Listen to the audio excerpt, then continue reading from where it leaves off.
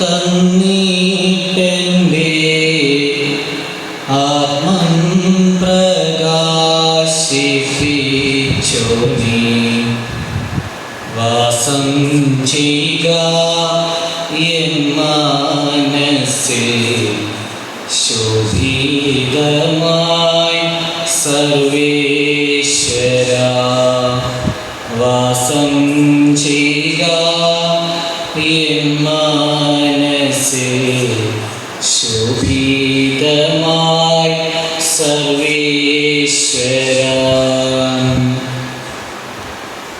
സർവജ്ഞാനത്തിൻ്റെയും ഉദ്ഭവകാരണരൂപിലും സർവജ്ഞാനമായി സർവത്തിലും വാഴുന്ന ജഗദീശ്വരൻ്റെ പരിശുദ്ധ പാദാംബുജങ്ങളിൽ അഭയം പ്രാപിച്ചുകൊണ്ട് മനുഷ്യരക്ഷയെ ഭൂമിയിൽ ഉറപ്പിക്കുവാൻ അറിവുകളെ നൽകി അറിവിലൂടെ വളർത്തി അറിവായി തീർത്ത് അറിവിൽ ലയിക്കും വരെയും കൂടെ വാഴുവാൻ തീരുമാനം ചെയ്തുകൊണ്ട് തിരുവവതാരം ചെയ്ത ബ്രഹ്മശ്രീ ശുഭാനന്ദ ഗുരുദേവ തിരുവടികളുടെ 69 വർഷക്കാലത്തെ മഹാത്യാഗങ്ങളെയും സമാധിക്ക് ശേഷം ആത്മബോധോദയ സംഘത്തെയും ശുഭാനന്ദ ആദർശത്തെയും ആത്മലോകത്തിൽ നയിച്ച ബ്രഹ്മശ്രീ ആനന്ദജി ഗുരുദേവ തിരുവടികളെയും ബ്രഹ്മശ്രീ ഗുരുപ്രസാദ ഗുരുദേവ തിരുവടികളെയും ബ്രഹ്മശ്രീ സദാനന്ദ സിദ്ധ ഗുരുദേവ തിരുവടികളെയും ഇന്ന് ആത്മബോധോദയ സംഘം ശുഭാനന്ദ ആശ്രമത്തിൻ്റെ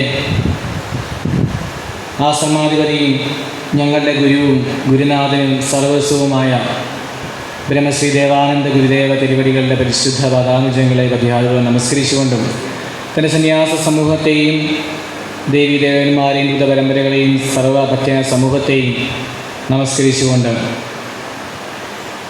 എൻ്റെ ശ്രീ ശുഭാനന്ദാശ്രമത്തിൽ നിന്നും അല്ലെങ്കിൽ എൻ്റെ പ്രദേശത്ത് ജനിച്ച് വളർന്ന് ആത്മബോധോദയ സംഘത്തിൻ്റെ വാഹകരായി തീരുവാൻ ഭഗവാൻ കണ്ടെത്തി നിലർത്തി ഇരുന്ന സന്യാസ പരമ്പരകളായ സ്വാമി ആനന്ദതീർത്ഥർ, സ്വാമി കൃഷ്ണാനന്ദജി, സത്യദേവ സ്വാമികൾ, സന്യാസി രാധാനന്ദി അമ്മ, സന്യാസി പത്മാനന്ദനി അമ്മ, സ്വാമി വിജ്ഞാനാനന്ദൻ, സ്വാമി പ്രജ്ഞാനാനന്ദൻ, സ്വാമി ഗുരുദർശനാനന്ദൻ എന്നിങ്ങനെ 9 നവരത്നങ്ങളെ പോലെ ആത്മബോധോദയ സംഘത്തിൽ വിരാജിക്കുന്ന 9 സന്യാസ പരമ്പരകളെ നമസ്കരിച്ചുകൊണ്ടും ഈ ആത്മബോധോദയ സംഘത്തിൻ്റെ അടിവേരും അടിത്തറയും ഉറപ്പിക്കുവാൻ ഭഗവത് തിരുകൽപ്പന പ്രകാരം ഈ പ്രദേശത്തേക്ക് എത്തി നിന്നുകൊണ്ട് ഇവിടെ തുടക്കം കുറിച്ച സന്യാസിനി മാധവിയമ്മയുടെ പ്രവർത്തനങ്ങളെ നമസ്കരിച്ചുകൊണ്ടും ആദ്യകാല പ്രവർത്തകരെയും സന്യാസ പരമ്പരകളെയും എല്ലാവരെയും നമസ്കരിച്ചുകൊണ്ടും ഭഗവാന്റെ ശ്രീ ശുഭാനന്ദാശ്രമത്തിൻ്റെ 38ാമത് വാർഷിക മഹോത്സവത്തോടനുബന്ധിച്ചുള്ള ഈ യുവജന സമ്മേളന വേദിയിൽ എന്തെന്നാണോ എൻ്റെ നാവിലൂടെ വരേണ്ടത് ജഗദീശ്വരൻ കരുണയുടെ തിരുഹൃദയത്തിൽ നിന്ന് ദാനം ചെയ്യുമാറാണെന്ന് അപേക്ഷിച്ച് പ്രാർത്ഥിക്കുകയാണ്. നമ്മുടെ ആശ്രമത്തിൻ്റെ 38ാമത് വാർഷിക മഹോത്സവത്തിന് നമ്മുടെ അമ്പൂറ്റിയുടെ ആത്മബോധോദയ സംഘത്തിൻ്റെ ആശ്രമാധിപതി ദേവാനന്ദ ഗുരുദേവ തിരുവടികളുടെ തിരുകൽപ്പന പ്രകാരം ഇന്ന് പ്രഭാതത്തിൽ 10 മണിക്ക് പ്രജ്ഞാനാനന്ദജി സ്വാമികളിലൂടെ തൃക്കൊടി ഉയർന്നിരിക്കുകയാണ്.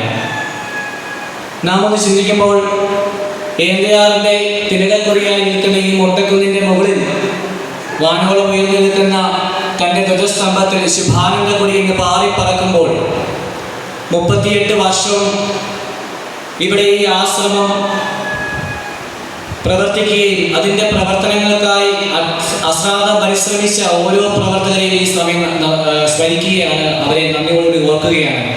കാരണം ചുവരുണ്ടെങ്കിലേ ചിത്രം വരയ്ക്കാൻ സാധിക്കുകയുള്ളൂ. ഇന്ന് നമ്മളൊക്കെയും ഞാനടക്കമുള്ളവർ പ്രവർത്തിക്കുന്നു എങ്കിൽ അതൊരു ചുവരുള്ളത് കൊണ്ടാണ്. ആ ചുവരിൽ ചിത്രം വരയ്ക്കാൻ ശ്രമിക്കുകയാണ് നമ്മളൊക്കെയും. അതിന് ചുവരായി തീർന്ന ഇന്ന് ശരീരായവരെയും യശരീരായവരെയും ഈ സമയം നന്ദിയോടെ ഓർക്കുന്നു. ഈ 38ാമത് വാർഷിക മഹോത്സവത്തിൻ്റെ ആദ്യത്തെ സമ്മേളനമാണ് ഇപ്പോൾ ഇവിടെ ആരംഭിച്ചിരിക്കുന്നത്. സ്വാഗത പ്രാസംഗിക ആത്മബോധോദയ സംഘത്തിൻ്റെ അടിസ്ഥാന ഘടകങ്ങളായ വിഷയങ്ങളെപ്പറ്റി സൂചിപ്പിച്ച് കഴിഞ്ഞിരിക്കുന്നു. ഭഗവാൻ ശുഭാനന്ദ ഗുരുദേവൻ എന്താണ് ഭൂമിയിലേക്ക് വിഭാവനം ചെയ്തതെന്നും അത് എപ്രകാരമാണ് പ്രവർത്തിക്കുന്നതെന്നും ശാന്തികുമാരി വളരെ സവിസ്തരം അറിയിച്ചിരിക്കുകയാണ്. ഈ സമ്മേളനം നമ്മൾ ചിട്ടപ്പെടുത്തി ഭഗവാന്റെ തിരുമുമ്പിൽ അറിയിച്ചപ്പോൾ നമുക്ക് ഭഗവാൻ ഒരു വിഷയം തന്നു, സർവജ്ഞാനം. സർവജ്ഞാനം എന്നൊരു വിഷയം തരികയും അതിനെക്കുറിച്ച് സവിസ്തരം കഴിഞ്ഞ ഞായറാഴ്ച ആരാധനയിൽ ഭഗവാൻ അനുഗ്രഹ പ്രഭാഷണം നടത്തുന്ന നമ്മളൊക്കെയും ശ്രമിച്ചു. കഴിഞ്ഞ ഞായറാഴ്ചത്തെ യൂട്യൂബിലെ നമ്മുടെ ഭഗവാന്റെ പ്രഭാഷണം കേട്ട് കഴിഞ്ഞാൽ അറിയാം, ഞാനത് കേട്ടപ്പോൾ ഓർത്തു. കാരണം അതിൻ്റെ തലേദിവസമാണ് നമ്മൾ ഭഗവാന്റെ അടുത്ത് പോയത്. അപ്പോഴാണ് നമ്മളോട് ഈ ഒരു വിഷയം പറയുന്നത്. പിറ്റേ ഞായറാഴ്ച ആരാധനയിൽ ഭഗവാൻ ആദ്യന്തം സർവജ്ഞാനത്തെ പറ്റിയാണ് പറഞ്ഞത്. അത് തൻ്റെ കാരുണ്യമാണ്. തൻ്റെ കുഞ്ഞുങ്ങൾ ഇന്ന് അവിടെ പ്രസംഗിക്കാൻ പോകുന്നു, അല്ലെങ്കിൽ ആ വിഷയം എത്രത്തോളം ആ ഹൃദയത്തിൽ കരുതി എന്നുള്ളതിൻ്റെ ഏറ്റവും ഉത്തമ ഉദാഹരണമായിരുന്നത്. സർവീശ്വരൻ്റെ യോഗ മഹാകാരുണ്യങ്ങൾക്ക് നന്ദിയോടി സ്തുതിച്ചുകൊണ്ട് ഈ മഹനീയ യോഗത്തിൻ്റെ ഉദ്ഘാടകൻ ബഹുമാനായ ശ്രീ കിരൺ രാജ്, മുഖ്യപ്രഭാഷകൻ ഡോക്ടർ ആനന്ദൻ മള്ളുകുന്ന്, ശ്രീ ജയൻ, ആശംസ അറിയിക്കുന്ന ധനേഷ് തൃശൂർ, ചിപ്പി ജീവൻ, അനുരഞ്ജിത്ത്, കൃതജ്ഞത അർപ്പിക്കുന്ന ആശാ ഉദയൻ എന്നിവരെയും നമസ്കരിച്ചുകൊണ്ടും എൻ്റെ ശബ്ദം ശ്രവിക്കുന്ന നല്ലവരായ നാട്ടുകാരെ നമസ്കരിച്ചുകൊണ്ടും വേദിയിൽ ഉപവിഷ്ടരായിരിക്കുന്ന സർവരെയും നമസ്കരിച്ചുകൊണ്ടും സർവജ്ഞാനത്തെക്കുറിച്ചും ആത്മബോധോദയ സംഘത്തെക്കുറിച്ചും ഞങ്ങൾക്ക് പറയാൻ ആഗ്രഹിക്കുകയാണ്. എന്താണ് സർവജ്ഞാനം? കുറച്ചു മുമ്പ് ഈ വേദിയിൽ കടന്നിരുന്നപ്പോൾ ഞാൻ നമ്മുടെ ഉദ്ഘാടകനോട് പറഞ്ഞു, നമ്മളൊക്കെയും സംസാരിക്കാൻ പോകുന്ന വിഷയം സർവജ്ഞാനം എന്നൊരു വിഷയമാണ് നമുക്ക് ഞങ്ങളുടെ ഗുരുനാഥാണ് നൽകിയിരിക്കുന്നത്. അപ്പോൾ അദ്ദേഹം പറഞ്ഞു, അദ്ദേഹം പ്രതിദാനം ചെയ്യുന്ന പ്രസ്ഥാനവും അദ്ദേഹത്തിൻ്റെ പ്രവർത്തനങ്ങളും ആധ്യാത്മികവുമായി വലിയ ബന്ധമുള്ളതോ പരസ്പര വിരുദ്ധമാണ് അദ്ദേഹം പറഞ്ഞു. എന്താണ് ആധ്യാത്മികത? വലിയ കടികെട്ടി ഗ്രന്ഥങ്ങൾ വായിച്ച് പഠിച്ച് അതിനെ പാരായണം ചെയ്യുന്നതാണോ? അതോ വലിയ മലമുകളിലേറി വൻ തപസ് ചെയ്യുന്നതാണോ? സർവജ്ഞാനിയിൽ നിന്ന് അടിച്ചു നടന്ന് അത് പ്രസംഗിച്ച് മറ്റുള്ളവരിലേക്ക് ഭവിപ്പിക്കാൻ ശ്രമിക്കുന്നതാണോ സർവജ്ഞാനം, അല്ലെങ്കിൽ ആധ്യാത്മികത? ശുഭാനന്ദ ഗുരുദേവന്റെ ആത്മബോധോദയ സംഘവും ശുഭാനന്ദ ഗുരുദേവനും പ്രാവർത്തികമാക്കാൻ സാധ്യമാവാത്തതിനെ ഒന്നിനെയും അവതരിപ്പിച്ചിട്ടില്ല. അദ്ദേഹം ഒരു യുക്തിവാദി എന്ന നിലയിലാണ് ഇപ്പോൾ സംസാരിച്ചത്. അല്ലെങ്കിൽ അദ്ദേഹം പ്രതിദാനം ചെയ്യുന്ന അദ്ദേഹത്തിൻ്റെ അതൊരു വിപ്ലവ പ്രസ്ഥാനമാണ്, നമുക്ക് അഗ്രീയം അറിയാം. എന്താണ് വിപ്ലവ പ്രസ്ഥാനത്തോട് ഉദ്ദേശിക്കുന്നത്? മനുഷ്യ നന്മ, മാനുഷിക നന്മ, അതാണ് ആത്മീയത. ആത്മാവിൻ്റെ ഗുണങ്ങൾ ആത്മാവിൽ കണ്ടെത്തുവാൻ ജീവിക്കുന്നതാകുന്നു ആധ്യാത്മിക ജീവിതം. ആത്മാവിൻ്റെ ഗുണങ്ങളെ ആത്മാവിൽ കണ്ടെത്തുവാൻ ആത്മാവ് ജീവിക്കുന്ന ജീവിതത്തെ അല്ലാതെ ആധ്യാത്മികതയായി പറയാൻ മറ്റൊന്നിനും സാധ്യമല്ല എന്നാണ് ശുഭാനന്ദ ഗുരുദേവൻ പറഞ്ഞത്. ആത്മബോധോദയ സംഘത്തിന്റെ 3 വ്യവസ്ഥകളിൽ രണ്ടാമത്തെ വ്യവസ്ഥ യുക്തിയാണ്. ആദ്യത്തെ വ്യവസ്ഥ അറിവ്, അല്ലെങ്കിൽ ശ്രുതി, യുക്തി, അനുഭവം. ഈ 3 വ്യവസ്ഥകളിലാണ് ശുഭാനന്ദ ഗുരുദേവൻ ആത്മബോധോദയ സംഘത്തെ ചിട്ടപ്പെടുത്തിയിരിക്കുന്നത്. യഥാർത്ഥ ആത്മബോധികൾ, അല്ലെങ്കിൽ ഞങ്ങൾ തന്നെയാണ് യഥാർത്ഥ യുക്തിവാദികൾ. കാരണം യുക്തിയില്ലാത്ത ഭക്തിക്കോ ഭക്തിയില്ലാത്ത യുക്തിക്കോ നിലനിൽപ്പുണ്ടെന്ന് ഞാൻ വിശ്വസിക്കുന്നില്ല. യുക്തിയോടുകൂടി ശുഭാനന്ദ ഗുരുദേവൻ അറിയിച്ചു എന്താണ് അറിവ്, അല്ലെങ്കിൽ നമ്മുടെ വിഷയം സർവജ്ഞാനം. എന്താണ് സർവജ്ഞാനം? സൃഷ്ടി ആരംഭം എന്നുണ്ടെങ്കിൽ സൃഷ്ടി ഉണ്ടല്ലോ, നമ്മളൊക്കെ സൃഷ്ടികളാണല്ലോ.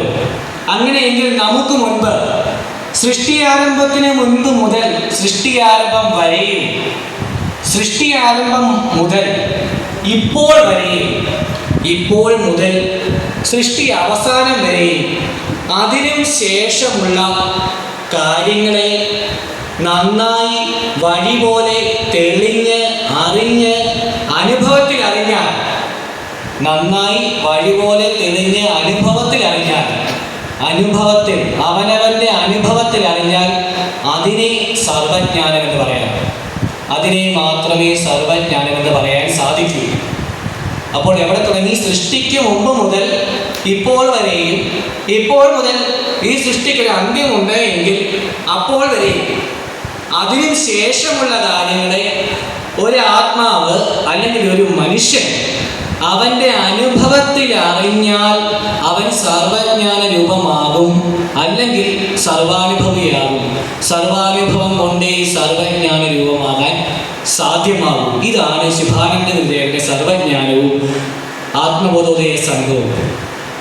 അണുവിൽ തുടങ്ങി അഖിലാണ്ടം വരെയുള്ള സർവ സൃഷ്ടികളും സൃഷ്ടിക്ക് മുമ്പ് സൃഷ്ടിയായി ഇന്ന് കാണുന്ന എല്ലാത്തിൻ്റെയും അവസ്ഥ സങ്കല്പത്തിൽ അടക്കിയ ആ അറിവ്, അതിനെയാവുന്നു ദൈവമായി ഇവിടെ സങ്കല്പിച്ചിരിക്കുന്നത്. ഇവിടെ ദൈവമായി സങ്കല്പിച്ചിരിക്കുന്നത് ഒരു സൃഷ്ടിയെയോ അല്ലെങ്കിൽ ഒരു വ്യക്തിയെയോ വ്യക്തിത്വത്തെയോ അല്ല ആത്മബോധോദയ സംഘാംഗങ്ങൾ ദൈവമായി സങ്കല്പിച്ചിരിക്കുന്നത്. ആത്മബോധോദയ സംഘാംഗങ്ങളുടെ ദൈവം എന്നത് അവസ്ഥാരൂപിയാണ്. ആ അവസ്ഥാരൂപി എന്നത് സർവജ്ഞാനമാണ്, അറിവാണ്. ആ അറിവിന് കീഴ്പ്പെട്ട് ജീവിക്കുക എന്നാൽ ദൈവത്തിന് കീഴ്പ്പെട്ട് ജീവിക്കുക എന്നർത്ഥമാകുന്നു. ആ അറിവിനെ അനുസരിച്ച് ജീവിക്കുക എന്നാൽ ദൈവത്തിനനുസരിച്ച് ജീവിക്കുക എന്നാവുന്നു. ആ അറിവിനെ അറിഞ്ഞ് അനുഭവത്തിലായി കഴിഞ്ഞാൽ അവൻ ദൈവത്തിനെ അനുഭവപ്പെട്ട് കഴിഞ്ഞു. അല്ലെങ്കിൽ എളുപ്പത്തിൽ പറഞ്ഞാൽ അവൻ ദൈവമായി. മറ്റൊന്നിൽ ദൈവത്തെ കണ്ടെത്താനോ മറ്റൊന്നിൽ ദൈവത്തെ ആരാധിക്കുവാനോ അല്ല ആത്മബോധോദയ സംഘം അല്ലെങ്കിൽ ശുഭാനന്ദ ഗുരുദേവനും പ്രവർത്തിക്കുന്നത്. അവനവന്റെ അന്തരാത്മാവിൽ അവനവന്റെ ആത്മാവിന്റെ രൂപമായി, ആത്മാവിന്റെ രൂപം ആത്മാവ് എന്നിങ്ങനെ പറയാൻ കാരണം ശുഭാനന്ദ ഗുരുദേവൻ അറിയിച്ചു, ആത്മാവ് എന്നാൽ മനനം ചെയ്യുന്ന വസ്തുവായ മനുഷ്യൻ തന്നെയാവുന്നു. മനനം ചെയ്യുവാൻ കഴിവുള്ള, ചിന്തിക്കുവാൻ കഴിവുള്ള ഏതൊന്നിനെയും മനുഷ്യൻ എന്ന് പറയാം. അങ്ങനെയാണെങ്കിൽ എല്ലാ മനുഷ്യരും മനുഷ്യരാണോ എന്നുകൂടി നാം ചിന്തിക്കേണ്ടുന്ന ഒരു കാലഘട്ടത്തിലൂടെ നാം കടന്നു പോയിക്കൊണ്ടിരിക്കുന്നത്. കാരണം മനനം ചെയ്യാതെ, ചിന്തയില്ലാതെ അന്ധന്മാരായി ഇന്ന് മർത്യലോകം അല്ലെങ്കിൽ മനുഷ്യലോകം മാറിക്കൊണ്ടിരിക്കുമ്പോൾ ഇവിടെ ആദ്യം ചെയ്യുന്നത് അവനെ നീ ആത്മാവാണ്, നീ മനുഷ്യനാണ് എന്ന് അവനോട് പറഞ്ഞു കൊടുത്തിട്ട് നീ മനുഷ്യൻ എങ്ങനെ ആകണം, നീ എങ്ങനെ മനനം ചെയ്യണം, നീ എങ്ങനെ മനനം ചെയ്ത് മനുഷ്യനാകാമെന്ന് അറിയിക്കുന്നു. അതിനുള്ള അറിവിനെ അല്ലെങ്കിൽ അവനെ കുറിച്ചുള്ള അറിവിനെ, അവനാകുന്ന സർവജ്ഞാനത്തെ ജന്മാന്തര ജ്ഞാനോപദേശം എന്ന നാമത്തിൽ ശുഭാനന്ദ ഗുരുദേവൻ അവനിലേക്ക് ഓതി ഭവിപ്പിച്ച് കൊടുത്തിട്ട്, കാതുകളിൽ നിന്നും കാതുകളിലേക്ക് വിവരഹസ്യമായി അതിനെ ഓതി കൊടുത്തിട്ട് എങ്ങനെ ഈ ജ്ഞാനത്തെ നമുക്ക് പ്രായോഗിക തലത്തിലേക്ക് എത്തിക്കാം, അതിന് വേണ്ടുന്ന ജീവിതചര്യയെ നൽകുകയാണ്. കുറേ അറിവുകളെ ഇങ്ങനെ പറഞ്ഞു കൊടുത്തിട്ട് എന്നാൽ നിങ്ങളിനി ജീവിച്ചു. ഇതാണ് കാര്യം. ഇപ്പം നമ്മുടെ വിദ്യാഭ്യാസ നയത്തിലൊക്കെ ഉള്ളതുപോലെ നമ്മുടെ വിദ്യാഭ്യാസ നയത്തിന് ഞാൻ മൊത്തമായി കുറ്റം പറയില്ല, എങ്കിൽ പോലും ഞാനടക്കമുള്ളവർ നമ്മളൊക്കെയും പഠിച്ചു വന്ന വിദ്യാഭ്യാസ സമ്പ്രദായം എന്താ? പ്രാക്ടിക്കൽ നമുക്ക് കാണിച്ചു തരില്ല. നമ്മളോട് പറയും, ഇപ്പോൾ ഉദാഹരണം പറയുകയാണെങ്കിൽ ഒരു സോഡിയം വെള്ളത്തിലേക്ക് ഇട്ട് കഴിഞ്ഞാൽ ഒരു വികസന ആക്ഷൻ ഉണ്ടാകും. അപ്പോൾ അതിൽ സോഡിയം ക്ലോറൈഡ് അതിൽ നിന്നും ഹൈഡ്രജൻ ഭാഗവും ഓക്സിജനും ഒക്കെ പുറത്തേക്ക് വരും എന്നൊക്കെ പറഞ്ഞ് നമ്മളിങ്ങനെ പറയും ടീച്ചേഴ്സ്. ബാക്കി നമ്മൾ സങ്കല്പിച്ചിരിക്കണം. ആ അറിവിന് കാര്യമുണ്ടോ? അതേസമയം ഒരു ബീക്കറിലേക്ക് കുറച്ച് വെള്ളം ഒരു സോഡിയം അതിലേക്ക് ഇട്ട് കഴിഞ്ഞാൽ നമുക്ക് കാണാൻ സാധിക്കും ഈ സോഡിയം അതിൽ കിടന്ന് പൊട്ടിത്തെറിക്കുന്നത്. എന്താണ് അവിടെ സംഭവിക്കുന്നത്? ആ റിയാക്ഷൻ നമുക്ക് കാണാൻ സാധിക്കും. കണ്ടൊരുവരാണ് എങ്കിൽ അവൻ്റെ മരണം വരെ, പണ്ട് ഞാൻ 8ാം ക്ലാസ്സിൽ പഠിച്ചപ്പോൾ ഇന്ന പോലെ ടീച്ചർ വന്ന് ഇങ്ങനെ ഒരു പാത്രത്തിൽ വെള്ളം എടുത്ത് സോഡിയം ഇട്ടല്ലോ, അപ്പോൾ സോഡിയം പൊട്ടിത്തെറിച്ചല്ലോ, അപ്പോൾ സോഡിയം വെള്ളത്തോട് ചേർന്നാൽ ഒരു പൊട്ടിത്തെറി ഉണ്ടാകും എന്നവന് കാണാം. ഇപ്പം ഞാൻ ഇത്ര വ്യക്തമായി പറയാൻ കാര്യം ഞാൻ 8ാം ക്ലാസ്സിൽ പഠിച്ചിട്ട് ഇത് കണ്ടിട്ടുള്ളതാണ്. ഇത് കണ്ടില്ല എന്നുള്ളത് എനിക്ക് പറയാൻ സാധിക്കില്ല. എന്നതുപോലെ ശുഭാനന്ദ ഗുരുദേവൻ ആത്മാവാരാണെന്നും മനുഷ്യൻ എന്താണെന്നും മനുഷ്യൻ എങ്ങനെ ആത്മാവാകാമെന്നും ആത്മാവിനെങ്ങനെ ദൈവമാകാമെന്നുമുള്ള അറിവിനെ കൊടുത്തിട്ട് അത് എങ്ങനെ ആകണമെന്നുള്ള ജീവിതചര്യയെ കൊടുത്തു. പഞ്ചശുദ്ധി വഴികളിലൂടെ നടക്കുക. കുടുംബശുദ്ധി, ശരീരശുദ്ധി, ചിന്താശുദ്ധി, ആന്തരിക ശുദ്ധി, ആത്മശുദ്ധി. 5 മഹാപാപങ്ങളിൽ നിന്നും മനസ്സാ വാച കർമ്മണ മാറി നിൽക്കുക. മദ്യപാനം, വ്യഭിചാരം, ഹിംസ, പരോപദ്രവം, വിഗ്രഹാരാധന. എന്താണ് വിഗ്രഹാരാധന? കല്ലുകൊണ്ട് ശില്പമുണ്ടാക്കി അതിനെ ആരാധിക്കുന്നതിനെ അല്ല വിഗ്രഹാരാധന എന്ന് പറഞ്ഞത്. സ്വന്തം ശരീരസുഖത്തെ മാത്രം കരുതിക്കൊണ്ട് ജീവിക്കാതെ പരോപകാരാർത്ഥമായി ഭൂമിയെ ജീവിക്കാൻ യേശുദേവൻ പറഞ്ഞ പോലെ എൻ്റെ സുഖത്തിൽ, അല്ലെങ്കിൽ നമ്മുടെ ഗുരുദേവൻ പറഞ്ഞതുപോലെ അവനവൻ ആത്മസുഖത്തിന് ആചരിക്കുന്നവ അവരുടെ സുഖത്തിനായി വരണമെന്ന് ശ്രീനാരായണ ഗുരുദേവ തൃപ്പാദങ്ങൾ ഭൂമിയിലേക്ക് അറിയിച്ചതുപോലെ അവനവൻ്റെ കർമ്മങ്ങൾ, അവനവൻ രാവിലെ എണീക്കുന്നത് മുതൽ ഉറങ്ങുന്നത് വരെയുള്ള കർമ്മങ്ങൾ എനിക്ക് മാത്രമല്ല എന്നെ ബന്ധപ്പെട്ട് നിൽക്കുന്ന ഈ ഭൂമിക്കും എന്നോടൊപ്പമുള്ള മനുഷ്യനും ഉപകാരപ്രദമായി വരണം. അങ്ങനെ വരാതെ അവൻ ജീവിച്ചാൽ ആ ജീവിക്കുന്ന ജീവിതമാണ് വിഗ്രഹാരാധന. അതിൽ നിന്ന് ഒഴിഞ്ഞു നിൽക്കുക. മദ്യപാനം, എന്താണ് മദ്യപാനം? മദ്യം ഒഴിച്ചു കുടിക്കുന്ന മദ്യം മാത്രമാണോ? അല്ല. ആസക്തി ഉളവാക്കുന്ന, ഏകാഗ്രതയെ നശിപ്പിക്കുന്ന എന്തും, സ്വന്തം ഏകാഗ്രതയെ നശിപ്പിക്കുന്ന, ഏകാന്ത ജീവിതത്തെ നശിപ്പിക്കുന്ന, ഏകാന്ത യോഗത്തിൽ നിന്നും അവനെ ഉണർത്തുന്ന ഏതൊന്നിനെയും മദ്യപാനമായി കാണണം. ശുഭാനന്ദനെ അറിയിച്ചത് അങ്ങനെയാണ്. ഇനി വ്യഭിചാരം എന്താണ്? വ്യഭിചാരം എന്നത് വ്യഭിചരിക്കുന്നത് മാത്രമാണോ? അല്ല, ബഹുവിചാരമാണ് വ്യഭിചാരം. പല വിചാരത്താൽ പരമാനന്ദത്തെ മറന്നു പോകാതെ, അന്യചിന്തകൾ അവനവനിലേക്ക് വന്നു ഭവിക്കാതെ, സ്വന്തം ചിന്ത സ്വന്തം ആത്മാവിനും അതും പരോപകാരാർത്ഥമായി ചിന്തിച്ചെടുക്കുക. അങ്ങനെ നീ ജീവിക്കണം. അങ്ങനെ നീ ജീവിക്കാതിരുന്നാൽ നീ വ്യഭിചാരിയാകുന്നു. അതിൽ നിന്ന് ഒഴിഞ്ഞു നിൽക്കുക. അപ്പോൾ മദ്യപാനമായി, വ്യഭിചാരമായി, വിഗ്രഹാരാധന. ഇനി ഹിംസ. എന്താണ് ഹിംസ? ഒരാളെ വെട്ടിക്കൊല്ലുന്നത് ഹിംസയാണ്. ഏതെങ്കിലും തലത്തിൽ നമ്മൾ അയാളെ ദ്രോഹിക്കുന്നത് ഹിംസയാണ്. ഈ മറ്റൊരു ഹിംസ കൂടി പറഞ്ഞു. ഒരാളുടെ മനസ്സമാധാനത്തെ നശിപ്പിക്കുന്ന വിധത്തിൽ, അവൻ്റെ മനസ്സിനെ, അവൻ്റെ ആത്മാവിനെ, അവൻ്റെ ശരീരത്തെ വേദനിപ്പിക്കുന്ന വിധത്തിൽ ഒരു വാക്ക് നിന്നിൽ നിന്നും ഉണ്ടായാൽ അത് ഹിംസയാണ്. വാക്കാണ് ഏറ്റവും വലിയ ഹിംസ. നിന്റെ ഒരു വാക്ക് കൊണ്ട്, നിന്റെ ഒരു ക്ഷിപ്രകോപം കൊണ്ട്, ഒരു വാക്ക് കൊണ്ട് നീ എടുത്ത് പറഞ്ഞു കഴിഞ്ഞാൽ അത് ഹിംസയാണ്. ഹിംസിക്കാൻ നമുക്ക് അവകാശമില്ല. പരോപദ്രവം, പരന്മാരെ ദ്രോഹിക്കാൻ, എനിക്ക് നൊന്താൽ, എനിക്ക് നോവുമെങ്കിൽ അത് മറ്റൊരാൾക്ക് നോവുമെന്ന ബോധ്യത്തിൽ വേണം ഞാൻ ജീവിക്കുവാൻ. അങ്ങനെ ഞാൻ ജീവിച്ചില്ലെങ്കിൽ അത് പരോപദ്രവമാണ്. അടുത്ത കാലത്ത് നമ്മുടെ ഒരു പ്രസംഗിക്കുന്നത് പറഞ്ഞതുപോലെ സ്വന്തമായി അഹിതമായി വരുന്നത് എന്തോ, തനിക്ക് അഹിതമായി വരുന്നത് എന്തോ അത് മറ്റൊരാൾക്ക് ചെയ്യാതിരിക്കുക. എന്നെ ഒരാൾ അടിച്ചാൽ എനിക്ക് നോവുമെങ്കിൽ ഞാൻ മറ്റൊരാളെ അടിക്കാതിരിക്കുക. അതാണ് ധർമ്മം എന്ന് അടുത്ത കാലത്ത് ഇൻസ്റ്റയിൽ റീൽസിൽ കണ്ടു. ഒരാളുടെ പ്രഭാഷണത്തിൻ്റെ ഭാഗമുണ്ട്. എനിക്ക് അഹിതമായി വരുന്നത് ഞാൻ മറ്റൊരാൾക്ക് ചെയ്യാതിരിക്കുക. അതാണ് എൻ്റെ ധർമ്മമെന്ന്. ഒരു ഭാര്യയും ഭർത്താവ് ഒന്നിച്ച് ജീവിക്കുമ്പോൾ ഭാര്യ മറ്റൊരു പുരുഷനുമായി ബന്ധത്തിൽ ഏർപ്പെടുന്നത് ഭർത്താവിന് ഇഷ്ടമല്ല എങ്കിൽ ഭർത്താവ് മറ്റൊരു സ്ത്രീയുമായി മറ്റൊരു ബന്ധത്തിലേക്ക് പോകാതിരിക്കുക എന്നാണ് ഭർത്താവിൻ്റെ ധർമ്മം. ഇതുപോലെ തിരിച്ചു, എൻ്റെ അമ്മ എന്നെ അടിച്ചാൽ എനിക്ക് നോവുമെങ്കിൽ ഞാൻ എൻ്റെ അമ്മയെ അടിക്കാതിരിക്കുക. അതാണ് എൻ്റെ ധർമ്മം.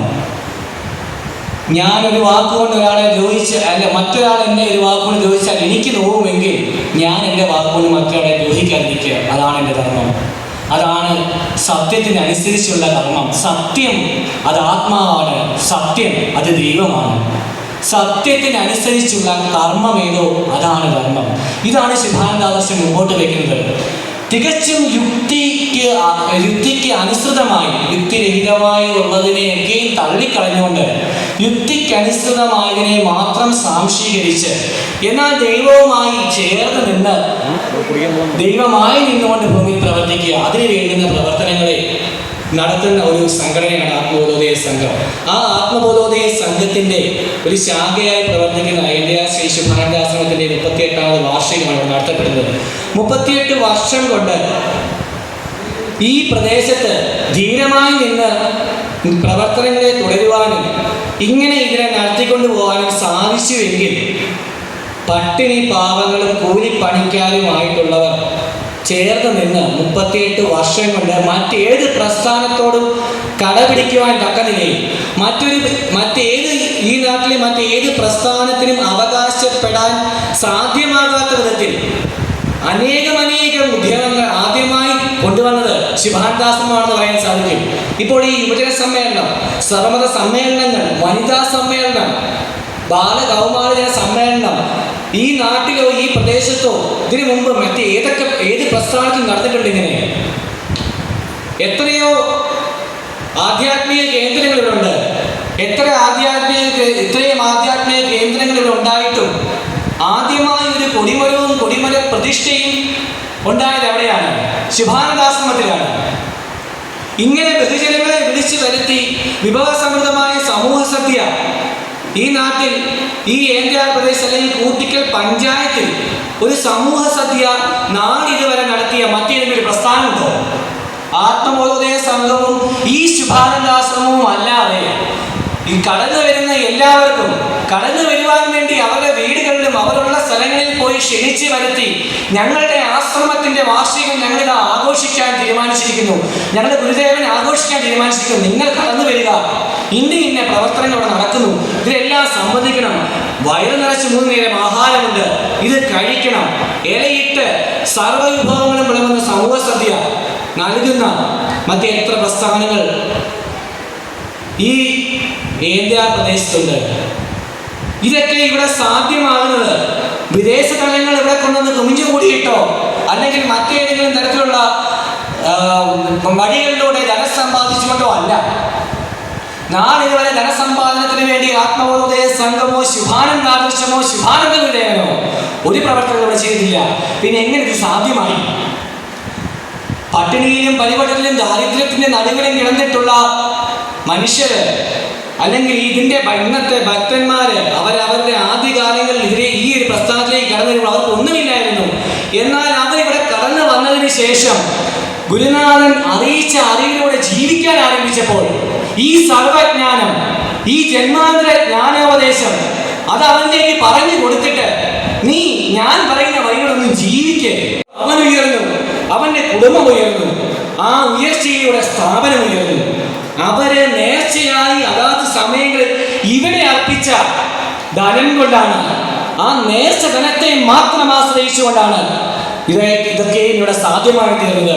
ഭിക്ഷയല്ലാതെ ഇനി ഒന്നും ഭക്ഷിക്കയില്ലത് സത്യം എന്ന് ശുഭാനന്ദ ഗുരുദേവൻ ഈ പുറകെ കാണുന്നുണ്ടല്ലോ. ശുഭാനന്ദ തപോശതാബ്ദി സ്മാരകമാണ് കാണുന്നത്. ഭഗവാന്റെ തപോശതാബ്ദി 2018-19 കാലയളവിൽ നമ്മൾ ആചരിച്ചു. അതിന്റെ സ്മാരകമാണ് കാണുന്നത്. ചീന്തലാർ പ്രദേശത്ത് വൻമനമുകളേറി വൻ തപസ് ചെയ്തിട്ട് ഇറങ്ങി വന്ന് ഒരു കടയിൽ വന്നിട്ട് ചോദിച്ചു, എനിക്കെല്ലാം കഴിക്കാൻ തരാമോ എന്ന് ചോദിച്ചപ്പോൾ അവിടുന്ന് ആക്ഷേപിച്ചെന്ന് പറഞ്ഞു, ഇല്ല, ഞാൻ ലോകത്തിന്റെ നന്മയ്ക്ക് വേണ്ടി ജീവിക്കാൻ വന്നവനാണ്, നിങ്ങൾ എന്തെങ്കിലും തന്നാൽ അത് വാങ്ങി ഞാൻ ഭക്ഷിച്ചു കൊള്ളാം, അല്ലാതൊന്നും എനിക്ക് വേണ്ട എന്ന് പറഞ്ഞ് അങ്ങനെ ഒറ്റ മുണ്ടെടുത്ത്. ഇനി ഒരു യുക്തി കൂടി പറയട്ടെ. ശുഭാനന്ദ ഗുരുദേവൻ ആദ്യ പ്രവർത്തനങ്ങൾക്ക് ഇറങ്ങുമ്പോൾ താൻ ധരിച്ച വസ്ത്രമേതായിരുന്നു. മല വിട്ടിറങ്ങി വന്ന് താഴെ നോക്കുമ്പോൾ ഒരു കുട്ടി വസൂരി വാദിച്ച് കിടന്ന് മരിച്ചിരിക്കുന്നു. വെള്ളം പുതപ്പിച്ച് കിടത്തിയിരിക്കുകയാണ്. മറ്റ് സംഭവങ്ങളൊക്കെ ഉണ്ട്. ഇനി എന്താ ശവദാഹം നടത്തിയാൽ മതി. ആ വീട്ടിലേക്ക് കടന്നു ചെന്നിട്ട് ചോദിച്ചു. അപ്പൊ പറഞ്ഞു, ഈ കുഞ്ഞിന് ഇതുപോലെ വസൂരി വന്ന് മരിച്ചതാണെന്ന്. ഈ വസൂരി വന്ന് മരിച്ച കുട്ടിയെ, വെള്ളക്കച്ച പുതപ്പിച്ച് കിടത്തിയ കുട്ടിയെ ഭഗവാൻ പറഞ്ഞു, നിങ്ങളൊരു വിളക്ക് കത്തിച്ച് വെച്ച് ഞാനൊന്ന് പ്രാർത്ഥിക്കട്ടെ എന്ന്. അവിടെ നിന്നുകൊണ്ട് ചങ്കു പൊട്ടി പ്രാർത്ഥിച്ചു. ആ പ്രാർത്ഥനയോടെ ഈ മനുഷ്യ കുഞ്ഞിനെ ജീവൻ വെച്ചു. ജീവൻ വെച്ച് കഴിഞ്ഞാൽ ശവത്തിൽ വീട് ജീവനാൽ ശിവമായിട്ടോ. എന്നിട്ട് പറഞ്ഞു, ഈ തൊട്ടുമുമ്പ് ശവമായില്ല, അതിനെ പൊതുപ്പിച്ച ശവക്കച്ചയില്ലേ അതിന് നേരെ, കാരണം ഉടുക്കാൻ മറ്റു വസ്ത്രങ്ങളൊന്നുമില്ല. ഈ ഉണ്ടായ ഒരു വസ്ത്രം ഈ വള്ളികളൊക്കെ വെച്ച് കെട്ടി അതാണ് ഇത്രയും എടുത്തില്ല. 3 വർഷം കാട്ടിലായിരുന്നല്ലോ. കാട്ടിൽ നിന്ന് ഇറങ്ങി വന്നിട്ട് ആദ്യമായി ശുഭാനന്ദ ഗുരുദേവൻ പ്രവർത്തനത്തിന് ഇറങ്ങുമ്പോൾ ഭഗവാൻ ധരിച്ച വസ്ത്രം ഒരു ശവക്കച്ചയാണ്. ശവക്കച്ച എടുത്തുകൊണ്ട് മൃതസംസ്കാരമൊക്കെ നമ്മുടെ ആധ്യാത്മിക പ്രസ്ഥാനങ്ങളിലൊക്കെയും എത്രയോ വലിയ അശുദ്ധിയായിട്ടാണ് കണക്കാക്കുന്നത്. എന്നാൽ ഒരു ആധ്യാത്മിക പ്രസ്ഥാനം ഭൂമിയിൽ സ്ഥാപിച്ച അതിന്റെ സ്ഥാപനായ ഗുരു അതിന്റെ പ്രവർത്തനങ്ങൾ തുടങ്ങുമ്പോൾ ആദ്യം കൊടുത്തത് ഒരു ശവക്കച്ചയാണോ മനുഷ്യ? ഇനി അങ്ങോട്ട് കടന്നു ചെന്ന് കുറച്ചങ്ങോട്ട് ചെന്നപ്പോൾ ശിഷ്യന്മാരെ ആകുമല്ലോ. ആദ്യത്തെ ശിഷ്യൻ പത്മാനന്ദ സ്വാമികൾ. എങ്ങനെ പത്മാനന്ദ സ്വാമികളെ സ്വീകരിച്ചു? പത്മാനന്ദ സ്വാമികളുടെ ഭവനത്തിൽ അല്ലെങ്കിൽ അന്നത്തെ കുടികളിലേക്ക് ചെന്നപ്പോൾ ദാഹിച്ച് പറഞ്ഞ് ചെല്ലുകയാണ്. ചെന്നിട്ട് ചോദിച്ചു, പുറത്തുനിന്ന് ചോദിച്ചു, അകത്താരെങ്കിലും ഉണ്ടോ? ഉണ്ടെങ്കിൽ കുറച്ച് വെള്ളം തരാമോ? ചോദിച്ചപ്പോൾ പറഞ്ഞു, അയ്യോ എനിക്ക് രക്തവാർച്ച വന്ന്, ഇംഗ്ലീഷിൽ പറഞ്ഞ ബ്ലീഡിങ് വന്ന്. എന്താണ് ബ്ലീഡിങ്? ആർത്തവ രക്തം വന്ന് ബ്ലീഡിങ് വന്ന് രക്തവാർച്ച വന്ന് ഞാൻ കിടക്കുകയാണ്, ഞാൻ എങ്ങനെ ഇറങ്ങി വരും? അപ്പൊ പറഞ്ഞു, ഒന്നും ചെയ്യേണ്ട, അമ്മ എനിക്ക് കുറച്ച് ഒരു കഞ്ഞി വെച്ചതാ, ഇതങ്ങ് മാറിക്കോളൂ എന്ന് പറഞ്ഞു. രക്തവാർച്ച വന്ന സ്ത്രീയുടെ കയ്യിൽ നിന്നും കഞ്ഞി വാങ്ങി കുടിച്ചു. ആ സ്ത്രീയുടെ ആ അസുഖം മാറ്റി. എന്നിട്ട് ഈ സ്ത്രീ അന്ന് വൈകിട്ട് ഭർത്താവിനോട് പറഞ്ഞു, എൻ്റെ അസുഖം മാറി, ഞാൻ രക്ഷപ്പെട്ടു. അപ്പോൾ പറഞ്ഞു, ഇതുപോലെ ഒരാൾ വന്നു പോയി. അങ്ങനെ ആ ആള് പിന്നെ ഈ ആളെ തപ്പിച്ചെന്നു. ഈ തപ്പിച്ചെന്ന ആളാണ് ശുഭാനന്ദാശ്രമത്തിലെ ആദ്യത്തെ സന്യാസി പത്മാനന്ദ സ്വാമികൾ. നമ്മൾ ആലോചിക്കണം, ഇതല്ലേ യുക്തി, യഥാർത്ഥ യുക്തി.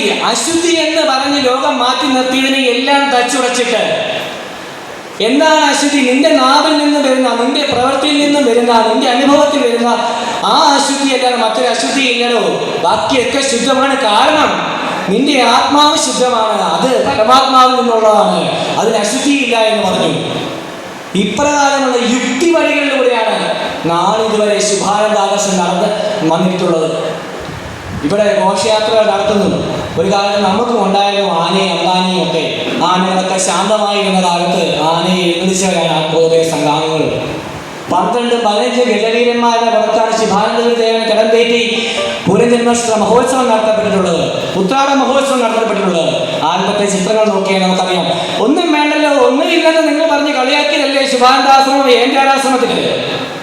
പറയൻ സ്വാമിയുടെ ആശ്രമമല്ലേ, പറയേണ്ട ആൾക്കാരല്ലേ. കുറെ പൊലിപ്പണിക്കാരും ഓട്ട ഓടിക്കുന്നവരും അവരുടെ ഗുരുവിന്റെ ശുഭാനന്ദദേവന്റെ എങ്ങനെയാണ് ചിത്രത്തെ അലങ്കരിച്ചുകൊണ്ട് ഇവിടെ നമ്മൾ ഘോഷയാത്ര നടത്തിയത്? ഇന്നും ആശ്രമത്തിൽ കയറി നോക്കിയാൽ കാണാം ആ കിടമ്പ്.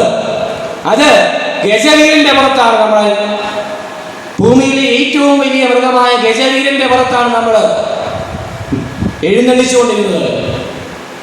എന്നാൽ ഒരിക്കൽ ഞങ്ങളുടെ ഗുരുനാഥൻ പറഞ്ഞു, ഇനി നമുക്ക് ആന വേണ്ട,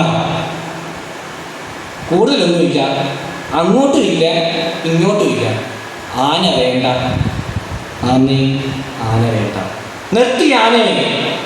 അതാണ് ഗുരുശിഷ്യ ബന്ധം. ഗുരു എന്ത് പറയുന്നു അത് ശിഷ്യൻ അനുസരിക്കുന്നു. അവൻ അനുസരിക്കുമ്പോൾ ഗുരുവിന്റെ അറിവിനെ, ഈ സർവജ്ഞാനത്തെ അവൻ ഏറ്റെടുത്ത് പ്രവർത്തിക്കുന്നു. ആ പ്രവർത്തനത്തിന്റെ ഫലമായി അവനിൽ അനുഭവം ഉണ്ടാകുന്നു. പിന്നീട് നമ്മൾ ഇങ്ങോട്ട് കണ്ടു ആനകളുടെ ഘോഷം.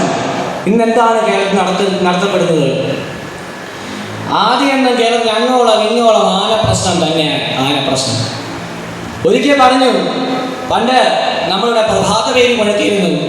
നല്ല ഉത്സാഹത്തോടു കൂടി ഈ മലകോളിൽ നമ്മോട് നല്ല ഒന്നാമതിനെ പടക്കം അങ്ങോട്ട് വാലിച്ചുകൊണ്ട് നമ്മോട് കെട്ടി ആയിരങ്ങളെ പടക്കം നമ്മൾ പൊട്ടിച്ചിരുന്നു. ഒറ്റ വാക്ക് പറഞ്ഞു, ഇനി ആത്മബോധോദയ സംഘത്തിൽ പടക്കം വേണ്ട, നിർത്തി, പടക്കം വേണ്ട എന്ന് പറഞ്ഞു.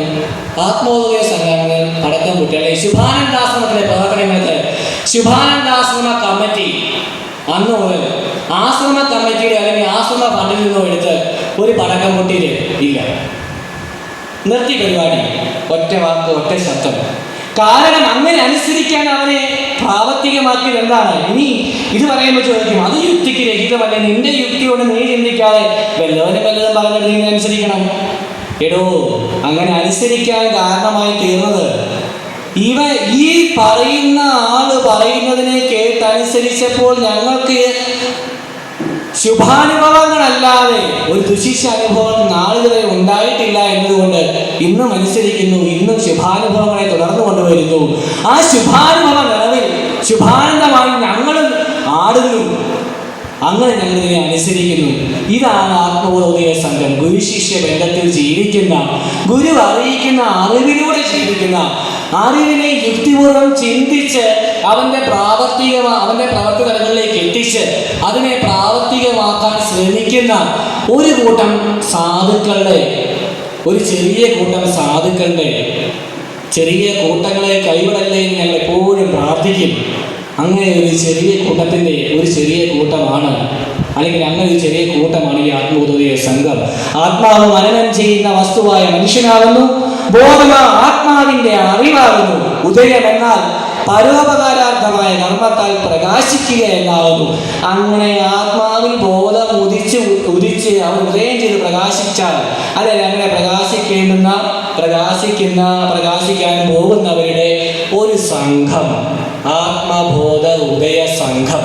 ഈ ആത്മബോധോദയ സംഘത്തിന്റെ ഈ വിവരണം എങ്ങനെയാണ് വിവരിച്ചത്?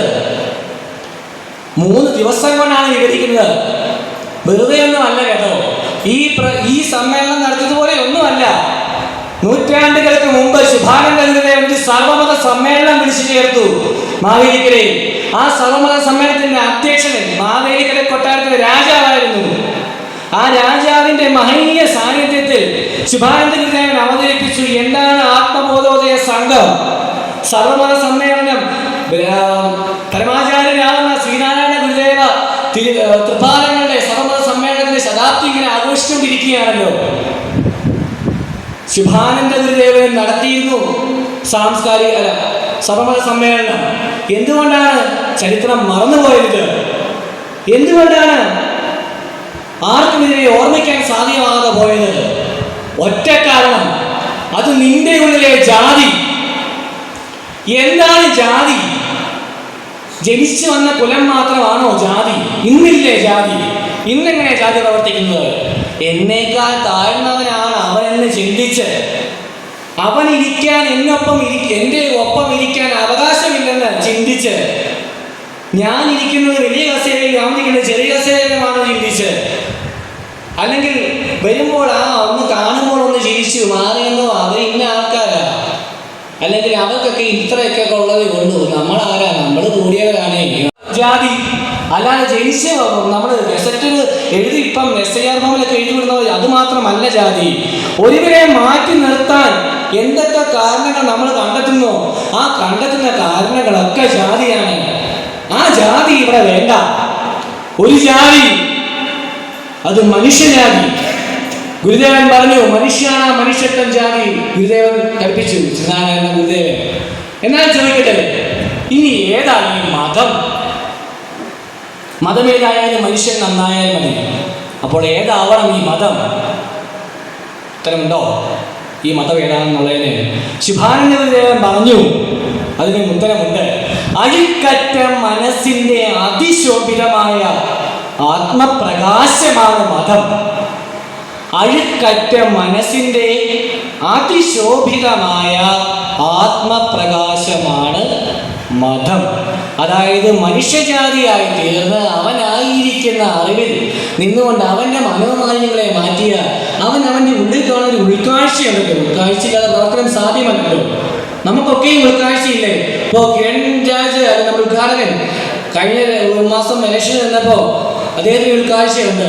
ഇവിടെ എത്ര ഭവനങ്ങളുണ്ട്, ഇവിടെ ആരൊക്കെ വോട്ട് ചെയ്യും, എത്ര വോട്ടുകൾ നമുക്ക് ഉറപ്പിക്കാം, ഇനി ഉറപ്പിക്കാൻ സാധിക്കാത്ത വോട്ട് എത്ര ഉണ്ടായിരിക്കും, അവരെ എങ്ങനെ കാണണം, അല്ലെങ്കിൽ എങ്ങനെയൊക്കെയാണ് ഈ പ്രവർത്തനം നടത്തുന്നത്, ഉൾക്കാഴ്ചയില്ലായിരുന്നു. എന്നാൽ ആ ഉൾക്കാഴ്ച, ആ ഉൾപ്രകാശമാണ് മതം. ഇനി എന്താണ് ഒരു ദൈവം? ഏത് ദൈവം? കാണുന്നതെല്ലാം ദൈവമല്ലേ. ഇപ്പം ഞാൻ തന്നെ ആദ്യം പറഞ്ഞു കഴിഞ്ഞല്ലോ, എല്ലാം ദൈവമാണ്, അല്ലെ നമ്മളൊക്കെയാണ് ദൈവം എന്നത്. ഇനി ആ ദൈവം എന്താണ് ദൈവം? ഈ അറിഞ്ഞ അറിവിൽ കൂടി ഉൾപ്രകാശത്തിൽ കൂടി നമ്മളന്ന് പ്രവർത്തിക്കുകയല്ലേ. നമ്മൾ പ്രവർത്തിച്ചില്ലേ, അല്ലെങ്കിൽ ഇദ്ദേഹം പ്രവർത്തിച്ചില്ലേ, ഇദ്ദേഹം വിജയിച്ചില്ലേ, ഇദ്ദേഹത്തിന് ഒരു അനുഭവം ഉണ്ടായില്ലേ, ഇദ്ദേഹത്തിൻ്റെ ആ അനുഭവമാണ് ഇപ്പോൾ ഇദ്ദേഹത്തിൻ്റെ ദൈവം. അല്ലെങ്കിൽ അറിവിലൂടെ കർമ്മിച്ച് അനുഭവിച്ചറിഞ്ഞതാണ് ദൈവം. ഇനി കുറച്ചുകൂടി വിഷയത്തിലേക്ക് കടന്നെന്ന് പറഞ്ഞാൽ, സർവജ്ഞാനത്തെ ഗ്രഹിച്ച്, സർവജ്ഞാനത്തെ പ്രവർത്തിച്ച്, സർവജ്ഞാനത്തെ സർവാനുഭവമായി കിട്ടിയാൽ ആ കിട്ടുന്ന ആത്മാവ് അല്ലെങ്കിൽ ആ മനുഷ്യനാണ് ദൈവം. അതാണ് ഒരു ജാതി, ഒരു മതം, ഒരു ദൈവം. ശ്രീനാരായണ ഗുരുദേവന്റെ അല്ലെങ്കിൽ തൈക്കാട് അയ്യാവ് സ്വാമികൾ തമിഴിൽ പറഞ്ഞ ഈ ഒരു ജാതി, ഒരു മതം, ഒരു ദൈവം എന്ന് ഇന്ന് സധൈര്യം ഈ ലോകരംഗത്ത്, ഇന്ന് ഈ കേരളത്തിൽ, ഈ ഇന്ത്യയിൽ പറയാൻ സാധിക്കുന്നു എങ്കിൽ അത് ആത്മബോധോദയ സംഘത്തിനും ആത്മബോധോദയ സംഘാംഗങ്ങൾക്കും മാത്രമേ സാധ്യമാകൂ. മറ്റാർക്കും സാധിക്കില്ല. അല്ലെങ്കിൽ നിങ്ങൾ ഉദാഹരണം കാണിക്കട്ടോ, ഞങ്ങൾക്കും ഇങ്ങനെയൊക്കെ ഉണ്ടായിരുന്നത്. അങ്ങനെ നമുക്ക് ജ്ഞാനവൈരാഗ്യത്തോടുകൂടി പ്രവർത്തിക്കാം. നമുക്കത് ആവശ്യമാണല്ലോ, ജ്ഞാനവൈരാഗ്യം. അങ്ങനെ മനുഷ്യനെ ഏകോപിപ്പിക്കാൻ, മനുഷ്യൻ നന്മയോടൊത്ത് ചേർന്ന് നിന്ന് പ്രവർത്തിക്കാൻ അതിനുള്ളതാണ് ഈ സംഘം, ഈ പ്രസ്ഥാനം, ഈ ഗുരുദേവൻ. ശുഭാനന്ദ ദിവ്യ ജ്യോതിസ് 69ാമത്തെ വയസ്സിൽ ആ ശരീരം വിട്ടു പോകുമ്പോൾ കൽപ്പിച്ചു, ഞാൻ എൻ്റെ ശിഷ്യന്മാരിൽ കൂടി പ്രവർത്തിക്കും. എങ്ങനെ പ്രവർത്തിക്കും? തനിക്ക് പകരമായി താൻ നേർച്ചയായി സ്വീകരിച്ചു വെച്ചിരുന്നത് ശരീരത്തിലേക്ക് താൻ ഉൾക്കൊണ്ടു നിന്ന് പ്രവർത്തിക്കും. അങ്ങനെ പ്രവർത്തനം ആരംഭിച്ചു 12 വർഷങ്ങൾക്ക് ശേഷം ബ്രഹ്മശ്രീ ആനന്ദജി ഗുരുദേവയിൽ കൂടി. അതും ചുമ്മാ അങ്ങോട്ട് വന്നിട്ട് ഞാനാണ് ശുഭാനന്ദൻ എന്ന് പറയുകയൊന്നും ആയിരുന്നില്ല. അനുഭവങ്ങളെ കൊടുത്തു ശുഭാനന്ദനാണെന്ന്. അങ്ങനെ പ്രവർത്തനം ആരംഭിച്ചു. ആരംഭിച്ച കാലഘട്ടത്തിൽ ഇവിടെ ഉണ്ടായിരുന്ന അന്നത്തെ ഭക്തന്മാർക്ക് വേണ്ടി ഇവിടെ ഒരു സ്ഥാപനം സ്ഥാപിക്കാൻ തീരുമാനിച്ചു. എന്ന് കരുതി ആനന്ദജി ഗുരുദേവന്റെ ആവശ്യക്കാലത്തല്ല ആദ്യത്തെ ആത്മബോധ സംഘ പ്രവർത്തനം ആരംഭിക്കുന്നത്. ഞാൻ ഈ കഴിഞ്ഞ ദിവസം നമ്മുടെ 2 ഭക്തന്മാരെ സംസാരിച്ചപ്പോൾ പറഞ്ഞു, നമ്മളൊക്കെയും വിശ്വാസത്തിൻ്റെയും വിശ്വാസികളുടെയൊക്കെ കാര്യം പറയുമ്പോൾ ഒന്ന് ചിന്തിക്കണം. ഒരാൾ അയാൾക്ക് 3-4 മക്കളൊക്കെ ഉണ്ട്, ഭാര്യയെ മരിച്ചുപോയി. ഏറ്റവും ഇളയ കൊച്ചിനാണെങ്കിൽ വളർന്നിങ്ങോട്ട് വന്ന സമയത്ത് അവൻ്റെ കണ്ണിൻ്റെ കാഴ്ചയെ പോയി. കണ്ണിൻ്റെ കാഴ്ച പോയി. അച്ഛന് എവിടെയൊക്കെ കൊണ്ട് കാണിക്കാമോ ചികിത്സിക്കാമോ എല്ലാം ചെയ്തു, കണ്ണിന് കാഴ്ചയില്ല. അങ്ങനെ ഇരുന്നപ്പോൾ അറിഞ്ഞ് കണ്ണമംഗലം പ്രദേശത്ത് ശുഭാനന്ദ ഗുരുദേവൻ എന്ന് പേരുള്ള ഒരാൾ ഒന്ന് കാണിച്ചു നോക്കിയാൽ ഒരു പക്ഷേ ഈ കുഞ്ഞിന് കണ്ണിന് കാഴ്ച കിട്ടുമായിരിക്കുമെന്ന്. അങ്ങനെ ഈ ഏന്തിയാർ തോട്ടത്തിൽ നിന്നും അയാൾ ഈ കുഞ്ഞിനെ കൊണ്ട് കണ്ണമംഗലം പ്രദേശത്തേക്ക് ചെല്ലുന്നു. അവന് കാഴ്ച നഷ്ടപ്പെട്ടു. എന്തെങ്കിലും പ്രതിവിധി ഉണ്ടോ? കാരണം അന്നിത്ര വൈദ്യശാസ്ത്രമോ ചികിത്സാ രീതികളോ ഒന്നുമില്ല. ഡോക്ടറൊക്കെ ഇരിക്കുന്ന രീതി എവിടെ പറയുക, അതൊന്നും ഇല്ല. അപ്പോൾ അന്ന് ഭഗവാൻ പറഞ്ഞതാണ്, സാരമില്ല, അവൻ കണ്ണുള്ളവനെ പോലെ ജീവിച്ചു പോകും. കുഞ്ഞിൻ്റെ കാഴ്ച കിട്ടാൻ വേണ്ടി ആ അച്ഛൻ ഇവിടുന്ന് മോനെ കൊണ്ട് പോകുന്നത്. അപ്പോൾ കൊച്ചിന് കാഴ്ച കിട്ടിയോ? പ്രത്യക്ഷത്തിൽ കാഴ്ച കിട്ടിയില്ലല്ലോ. അയാൾ പറയുന്നു, ഇപ്പം ചോദിച്ച ആൾ പറയുകയാണ്, അവൻ കണ്ണുള്ളവനെ പോലെ ജീവിച്ചോളൂ. അതിപ്പോൾ ആൾക്കാർ പറയാൻ കഴിയാത്തത്. അന്ധത ബാധിച്ചിട്ടുള്ള ആൾക്കാരെല്ലാം തന്നെ അത്യാവശ്യം നല്ല രീതിയിലൊക്കെ തന്നെ ജീവിക്കുന്നത്. അപ്പം വേണമെങ്കിൽ അവനവൻ്റെ യുക്തിക്ക് ചിന്തിക്കാമായിരുന്നു. അതിപ്പോൾ എല്ലാവരും ഞാൻ ഈ കൊച്ചിനെ കൊണ്ട് പോയിട്ട് എനിക്ക് കിട്ടിയില്ലല്ലോ, ഞാൻ ഗുരുദേവനോട് പറഞ്ഞതല്ലേ, അപ്പോൾ ഇതെങ്ങനെ ഗുരുദേവനും ദൈവമാകുന്നത്? അവിടെ തീരാനുള്ളതേ ഉള്ളായിരുന്നു ശുഭാനന്ദാസമോ വേണ്ടയാർ ശാഖി. ആ ഒരു ചിന്തയിൽ അവിടെ തീരാനുണ്ടായിരുന്നതേ ഉള്ളൂ. പക്ഷെ അങ്ങനെ തീർന്നില്ല. ആ ഒറ്റ കാഴ്ചയിൽ ഒറ്റ ശബ്ദത്തിൽ അയാൾ തീരുമാനിക്കുകയാണ് ഇത് ദൈവമാണെന്ന്. ബഹുമാനായ സ്നേഹാദരനായ രാമൻ ഭക്തനെ ഈ സമയം ഓർക്കുന്നു. ആ രാമൻ ഭക്തൻ തൻ്റെ മകൻ്റെ കാഴ്ചയ്ക്ക് വേണ്ടി ചെന്ന് മകന് കാഴ്ച ലഭിച്ചില്ല. പകരം പറഞ്ഞു, ഇവൻ കണ്ണുള്ളവനെ പോലെ ജീവിച്ചോളൂ എന്ന്. കണ്ണുള്ളവർക്ക് ചെയ്യാൻ പറ്റുന്നത് ഇന്ന് നമുക്കൊക്കെ കണ്ണുണ്ടല്ലോ, അതിനപ്പുറമായി അദ്ദേഹം ചെയ്യുമായിരുന്നു. നമ്മളൊക്കെയും കണ്ടതല്ലേ. ഞാൻ 10ാം ക്ലാസ്സിൽ പഠിക്കുമ്പോൾ അദ്ദേഹം മരിച്ചു പോകുന്നത്, അതുവരെ ഞാനും കണ്ടതാണ്. ഇന്നും പുസ്തകം നോക്കി പാടിയാൽ തെറ്റും, നോക്കാതെ നമുക്ക് എത്ര പേർക്ക് കീർത്തനം പാടാൻ സാധിക്കും. എത്രയോ പേജുകളുള്ള കീർത്തനങ്ങൾ അദ്ദേഹം കാണാപ്പാടം പാടുമായിരുന്നു. മരത്തിൻ്റെ മുകളിൽ കയറുകയായിരുന്നോ, ചക്കിയിടുകയായിരുന്നോ, തേങ്ങയിടുകയായിരുന്നോ, അങ്ങനെ എന്തെല്ലാം ക്രിയകളും വിക്രിയകളും അദ്ദേഹം കാണിട്ടുണ്ട്. അതാണ് ആ ശബ്ദത്തിൽ അന്ന് ഒരാൾ വിശ്വസിച്ചു.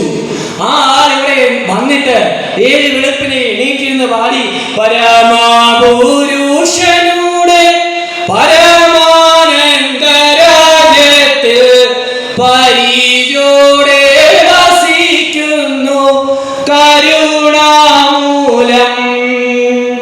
ജാതിമാത ഭേദം പോയി മനസ്സോരുമിച്ചു കിട്ടി പരമാഭാവത്തിലെത്തി പരിശുദ്ധരായി. 7 വെളുപ്പിന് എണീറ്റിരുന്ന് ഈ രാമൻ ഭക്തൻ പാടി കേട്ടവർ കൂടെ കൂടി തുടങ്ങി ആത്മബോധോദയ സംഘത്തിന്റെ പ്രവർത്തനം ഏന്ത്യാ പ്രദേശങ്ങളിലേക്ക് എത്തി നിൽക്കുമ്പോൾ നാം ചിന്തിക്കണം, അവതാര ഗുരുവിന്റെ ശബ്ദത്തിന്റെ മഹാത്മ്യം. നാം വിചാരിക്കുന്നതാണോ അവിടെ നിന്ന് പറയുന്നത്? അവിടെ നിന്ന് പറയുന്നതാണോ നാം അനുസരിക്കേണ്ടത്? ചെയ്യാൻ പറഞ്ഞാൽ ചെയ്യുക, ചെയ്യണ്ട എന്ന് പറഞ്ഞാൽ ചെയ്യാതിരിക്കുക. ഗുരുശിഷ്യ ബന്ധത്തിൽ ജീവിക്കുക, പരമ്പരകളിലൂടെ ആനന്ദിക്കാം. ഇന്ന് ഒരാദർശ് 23 വയസ്സ് മാത്രം പ്രായമുള്ള ഒരു ആദർശ് ഈ ഞാൻ ജനിക്കുന്നതിന് മുമ്പ് മരിച്ചുപോയ ഒരാളെ പറ്റി ഇന്നും അനുസ്മരിച്ച് ഇവിടെ പറയുന്നു എങ്കിൽ ആ പ്രവർത്തനത്തിന് അന്ന് കാരണമായി തീർന്നത് എന്താണ്? ആ ഒരൊറ്റ ചിന്തയാണ്. ആ ചിന്തയ്ക്ക് നിദാനമായി നിൽക്കുന്നത് എന്താണ്? അത് സർവജ്ഞാനമാണ്.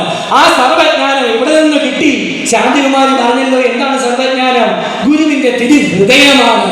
ഹൃദയമെന്ന വലിയൊരാഴത്തെ നാം ചിന്തിക്കുവാൻ ബ്രഹ്മജ്ഞാനം തന്നെയാണെന്ന് ഓർക്കണമത്. ആ ബ്രഹ്മജ്ഞാനം ഗുരുവിൽ നിന്ന് കിട്ടിയ അറിവിലൂടെ ആ അറിവിനെ പ്രാവർത്തികമാക്കി ജീവിക്കാൻ സാധിച്ചു. അങ്ങനെ ജീവിച്ചപ്പോൾ പട്ടിണിയുടെ നടുവിൽ നിന്നുകൊണ്ട് തുടക്കം കുറിച്ചിരുന്നതാ ഇത്രയും മഹിമയുമായി നടത്തപ്പെടുന്നു. ഇനിയും ഇത് മുമ്പോട്ട് തന്നെ പോകും.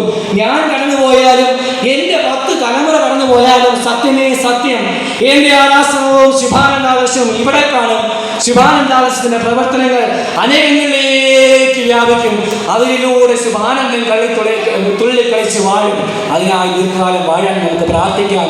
ഇതൊരു സർവജ്ഞാനോത്സവമായി ഉത്സവത്തെ എങ്ങനെ ആഘോഷിക്കണമെന്ന് നമുക്ക് പറഞ്ഞു തന്നു. അറിവിലൂടെ ആചരിച്ച് ആ ആചാര വഴിയിലൂടെ നോയമ്പായി തീർന്ന് അങ്ങനെ അനുഭവങ്ങളിലൂടെ ഉത്സവമായി തീരാൻ, ജ്ഞാനോത്സവമായി തീരാൻ, സർവജ്ഞാനോത്സവമായി നമുക്ക് ഈ ഉത്സവത്തെ ആഘോഷിക്കാം. അതിനുവേണ്ടി ജഗദീശ്വരൻ നമ്മെ കരുതുമാറാകട്ടെ.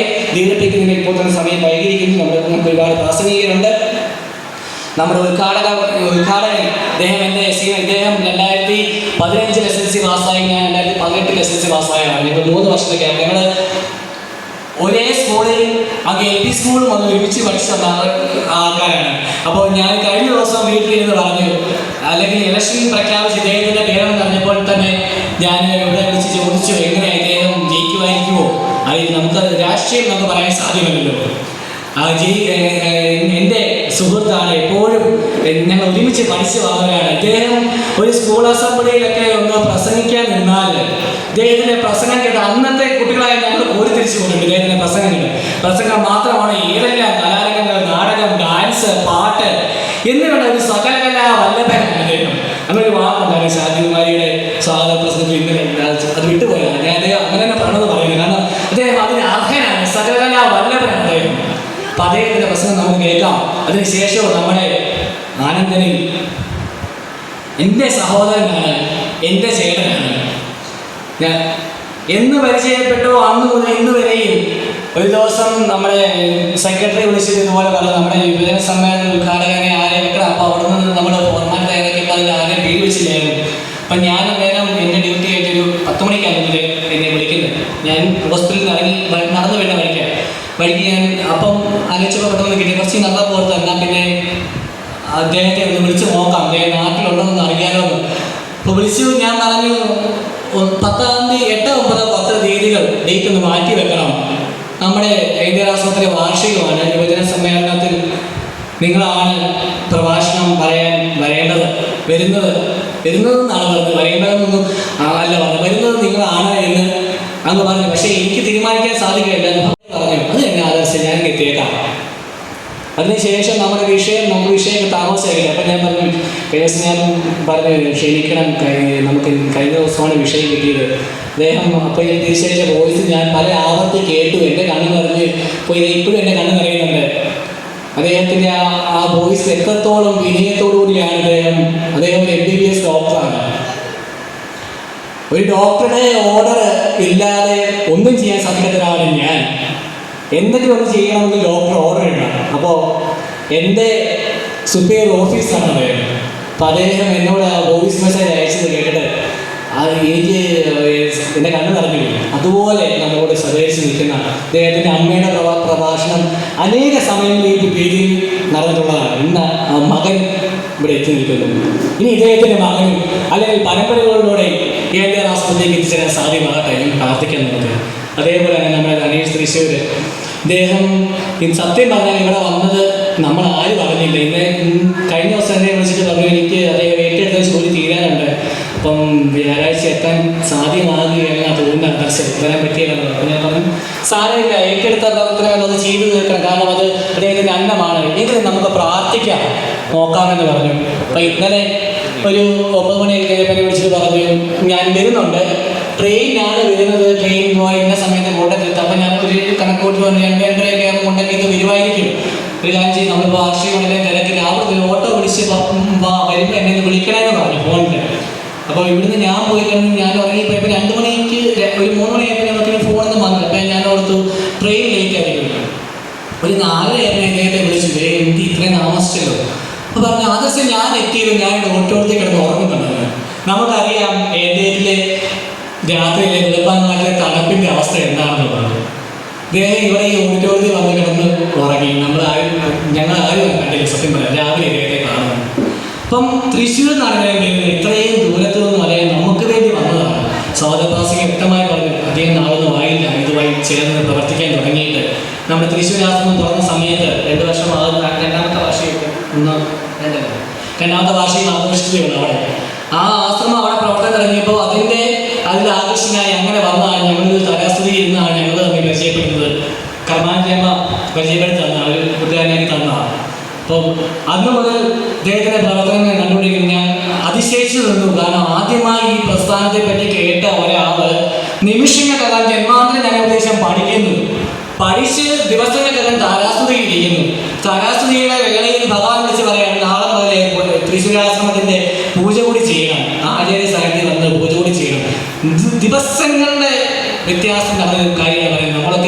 നമ്മളൊന്ന് ചിന്തിക്കണം, നമ്മളൊക്കെ ഇത്രയും പ്രായമായല്ലോ, നമ്മുടെ ഇതിലൊക്കെ എത്ര പ്രവർത്തനം നമ്മൾ ചെയ്തിട്ടുണ്ടെന്ന്. അത്രയും മാതൃകയായ വ്യക്തിത്വങ്ങളാണ്. അതുപോലെ തന്നെ ബാക്കിയുള്ള താഴെയുള്ള ആൾക്കാർ നമ്മുടെ സ്വന്തം ആണെല്ലാം. അവരൊക്കെ നന്നായി സംസാരിക്കുന്ന കാര്യങ്ങൾ അവരൊക്കെ നമുക്ക് കേൾക്കാം.